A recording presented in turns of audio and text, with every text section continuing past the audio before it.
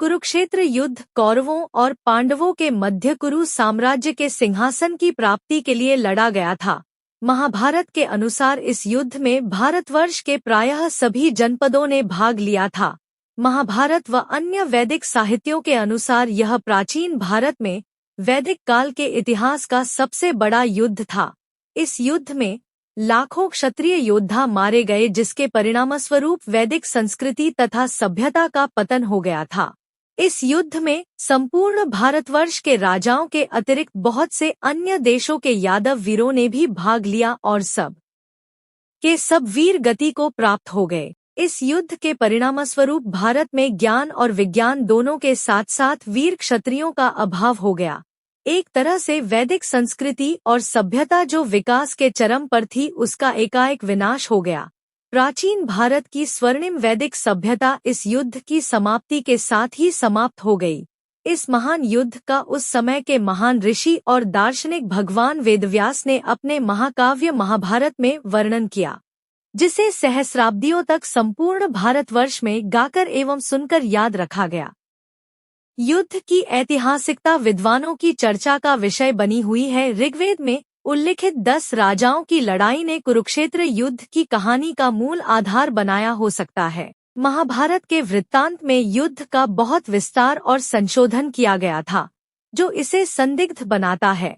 कुरुक्षेत्र युद्ध को एक ऐतिहासिक तिथि प्रदान करने का प्रयास किया गया है, जिसमें अनुसंधान का सुझाव दिया गया है। हालांकि लोकप्रिय परंपरा का दावा है कि युद्ध कलयुग में संक्रमण को चिह्नित करता है। मुख्यतः चंद्रवंशियों के 2 परिवार कौरव और पांडव के बीच हुए युद्ध का वृत्तांत है। 100 कौरवों और 5 पांडवों के बीच कुरु साम्राज्य की भूमि के लिए जो संघर्ष चला, उससे अंततः महाभारत युद्ध का सृजन हुआ। उक्त युद्ध को हरियाणा में स्थित कुरुक्षेत्र के आसपास हुआ माना जाता है। इस युद्ध में पांडव विजयी हुए थे। महाभारत में इस युद्ध को धर्मयुद्ध कहा गया है, क्योंकि यह सत्य और न्याय के लिए लड़ा जाने वाला युद्ध था। महाभारत काल से जुड़े कई अवशेष दिल्ली में पुराना किला में मिले हैं। पुराना किला को पांडवों का किला भी कहा जाता है। कुरुक्षेत्र में भी भारतीय पुरातत्व सर्वेक्षण विभाग द्वारा महाभारत काल के बाण और भाले प्राप्त हुए हैं। गुजरात के पश्चिमी तट पर समुद्र में डूबे 7000 से 3500 वर्ष पुराने शहर खोजे गए हैं, जिनको महाभारत में वर्णित द्वारका के संदर्भों से जोड़ा गया। इसके अलावा बरनावा में भी लाक्षागृह के अवशेष मिले हैं। ये सभी प्रमाण महाभारत की वास्तविकता को सिद्ध करते हैं। कुरुराज्य सभा में द्रौपदी का अपमान। महाभारत युद्ध होने का मुख्य कारण कौरवों की उच्च महत्वाकांक्षाएं और धृतराष्ट्र का पुत्र मोह था। कौरव और पांडव आपस में चचेरे भाई थे। वेदव्यास जी से नियोग के द्वारा विचित्रवीर्य की भार्या अंबिका के गर्भ से धृतराष्ट्र और अंबालिका के गर्भ से पांडु उत्पन्न हुए। धृतराष्ट्र ने गांधारी के गर्भ से 100 पुत्रों को जन्म दिया। उनमें दुर्योधन सबसे बड़ा था। पांडु के युधिष्ठिर, भीम, अर्जुन, नकुल, सहदेव आदि 5 पुत्र हुए। धृतराष्ट्र जन्म से ही नेत्रहीन थे, अतः उनकी जगह पर पांडु को राज दिया गया, जिससे धृतराष्ट्र को सदा पांडु और उसके पुत्रों से द्वेष रहने लगा।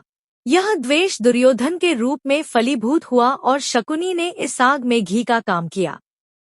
शकुनी के कहने पर दुर्योधन ने बचपन से लेकर लाक्षागृह तक कई षड्यंत्र किए, परंतु हर बार वो विफल रहा। युवावस्था में आने पर जब युधिष्ठिर को युवराज बना दिया गया तो उसने उन्हें लाक्षागृह भिजवाकर मारने की कोशिश की, परंतु पांडव बच निकले।